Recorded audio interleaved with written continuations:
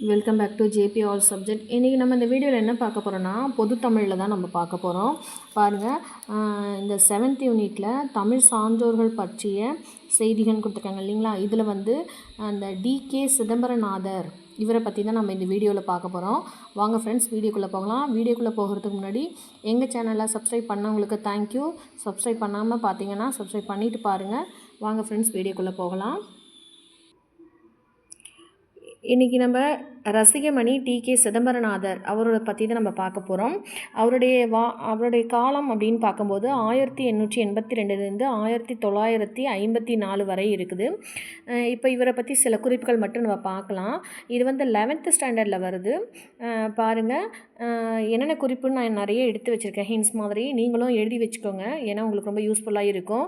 First பாருங்கள், வழக்கறிஞராகவும் தமிழ் எழுத்தாளராகவும் திறன் ஆய்வாளராகவும் புகழ் பெற்றவர் யார் அப்படின்னு சொன்னால் டிகே சிதம்பரநாதர். இவருடைய பேர் வந்து ரசிகமணி டிகே சிதம்பரநாதர். வழக்கறிஞராகவும் இருந்திருக்காரு, தமிழ் எழுத்தாளராகவும் இருந்திருக்காரு, திறன் ஆய்வாளராகவும் இருந்திருக்கிறாரு. அடுத்தது பாருங்கள், ரசிகமணி அப்படின்னு சிறப்பிக்கப்பட்டவர் யார் அப்படின்னா டிகே சிதம்பரநாதர். அடுத்தது வட்டத்தொட்டி என்னும் பெயரில் இலக்கிய கூட்டங்கள் நடத்தி வந்தவர் யார் அப்படின்னா அவரும் டிகே சிதம்பரநாதர். அடுத்தது கடித இலக்கியத்தின் முன்னோடி என்று சிறப்பிக்கப்படுபவர் யார் அப்படின்னா டிகே சிதம்பரநாதர். இது எல்லாமே இவருடைய புனைப்பெயர்கள் மாதிரி இருக்குது இல்லைங்களா. கடித இலக்கியத்தோட முன்னோடி அப்படின்னு சொல்லிட்டு அவரை தான் சிறப்பு பெயராக இருந்திருக்குது டிகே சிதம்பரநாதர்.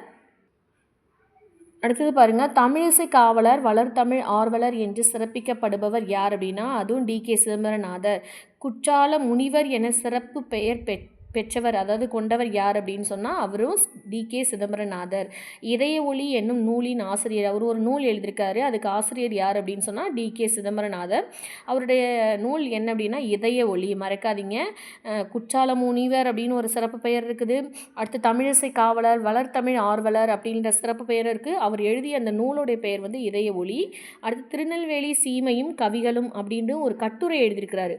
ஸோ அந்த கட்டுரைக்கு எழுதினவர் யார் அப்படின்னு சொன்னால் டிகே சிதம்பரநாதர்.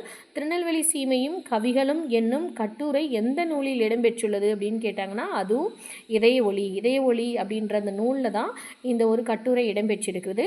கட்டுரையுடைய பெயர் என்ன அப்படின்னு சொன்னால் திருநெல்வேலி சீமையும் கவிகளும். Thank you friends. அடுத்த வீடியோவில் நம்ம அடுத்த ஒரு தமிழ் சான்றோரை பற்றி பார்க்கலாம். தேங்க்யூ.